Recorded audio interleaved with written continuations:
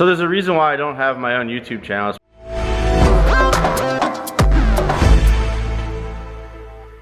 What is up, guys, and welcome back to the vlog. I'm Evan. If you're new here, why don't you go ahead and smash that subscribe button. We got a very busy day for you guys today. We got a very special car in here for Tanner Fox. He's getting some drivetrain upgrades, so let me see what the status is. Whoa, looks like Mickey's already getting head start. Good morning. Is that an extra large cup of coffee this morning? Yeah. Hey, nice shirt. Look at that. Link in description. Gotta rep the Honda boys. For sure. So essentially, Mickey's gonna be taking off this skid panel. You gotta take off the exhaust, right? Pretty much all this stuff underneath so that we can remove the transmission and put on the new South Bend Stage 2 clutch. So I'll probably just give the camera to Mickey and he'll walk you through the process as he makes more progress.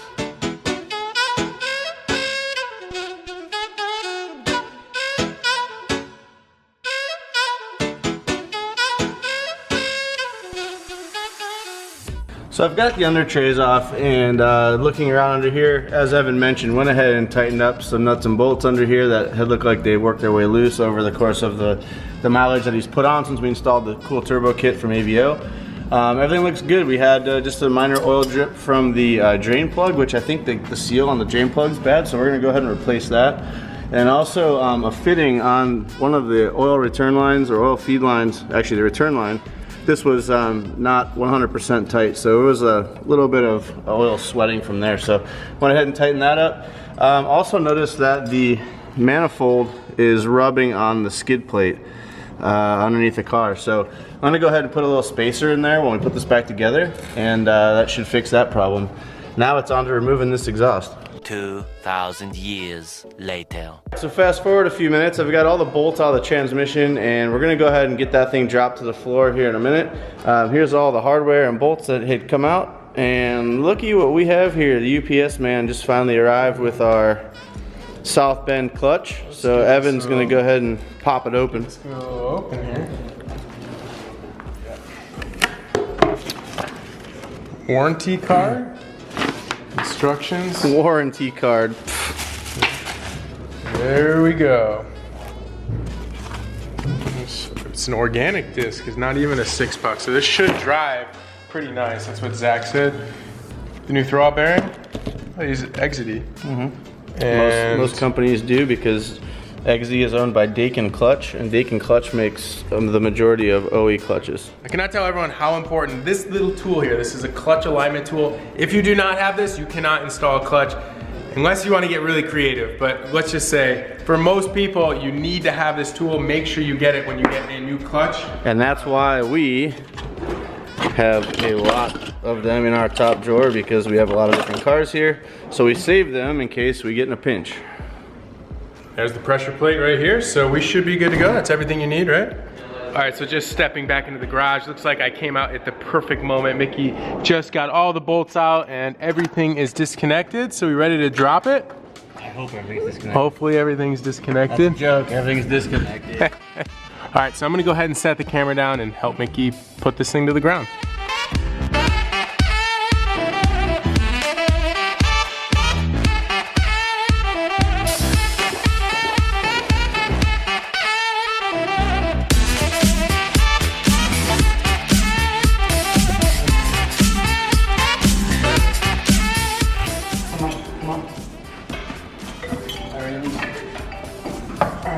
You need me? Yep. Alright, hold on. Okay, small. I've got it. I got it. Okay. I got it. Bring it back here. Alright. So there's a reason why I don't have my own YouTube channel. It's because I absolutely hate stopping to turn on the camera to film while I'm working. Never gonna give you up, never gonna let you down. So I've skipped a couple steps here on the clutch. We've got the transmission out. I've got the transmission up on our adjustable table, which allows me to work on the throwout bearing and the parts inside the transmission. So I've taken out the old component here. As you can see, it's pretty caked up with crap and pretty worn out. So we've replaced it with the new one from South Bend and should be good to go back in. Upon inspection of the clutch, you actually can see some pretty serious wear here on the outer edge. And that's, yeah, might be from a couple burnouts, Tanner. And also on the back of the pressure plate. Now, one thing Mickey also noticed that actually on the flywheel has that same amount of wear. So for some extra precaution, we're actually gonna go bring this to a machine shop right now. They're gonna resurface the flywheel. That way all of the mating surfaces are nice and fresh and we don't have to risk it or have any issues with that. So I'm gonna go hop in the car, head down to the machine shop. It's only about 15 minutes away. They said they can get it done within an hour. And then I'll go back to the machine shop, bring it back here, and we'll get Mickey to see how far he can get tonight.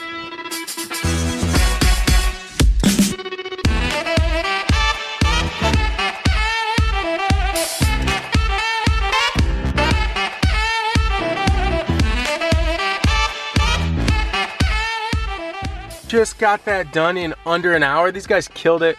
Looks freaking brand new. Quality Auto Machining out here in Kearney Mesa, California. If you guys need any machining stuff, go ahead, check them out. They did a great job on this. I could not believe how fast they got it done. Ooh, look at that. That's worth every penny. Yep. Now we don't have to worry about any mismatch mating. He said it was pretty warm.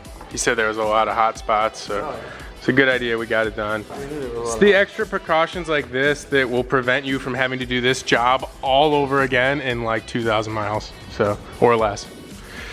All right, I'm gonna hand the camera back over to Mickey. Nah, I don't want it. You better.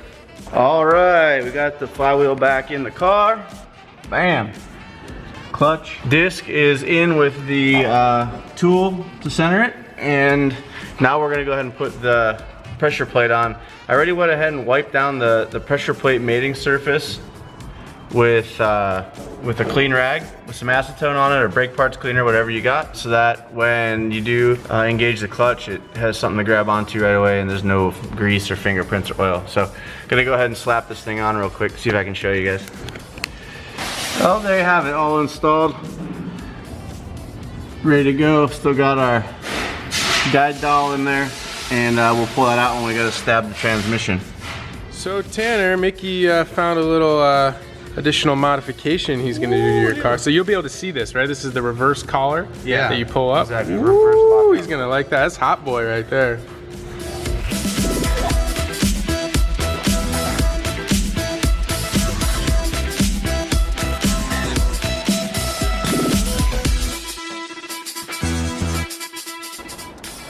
Okay, so almost a success, but we still have to get the input shaft on the transmission into the pilot bearing. So if you guys remember, this was pretty difficult to do on TJ's car. So taking what we learned from last time, we're gonna jack up the front of the engine. Hopefully that makes it easier. I'll check back in with you guys when we get it all lined up.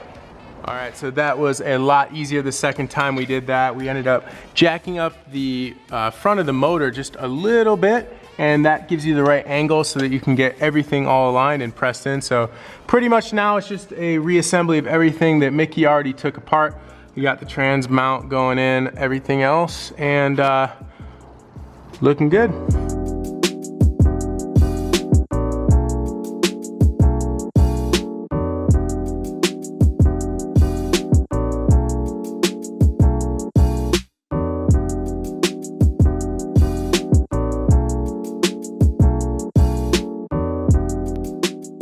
All right, what is left, Mick? Looks like you got the drive shaft already in. I quit, I'm going. Nope.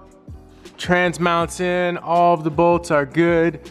Looks like the slave cylinder's got to be reattached from the top, and then the exhaust, tighten everything down, and add fluid to the transmission because we lost a little bit.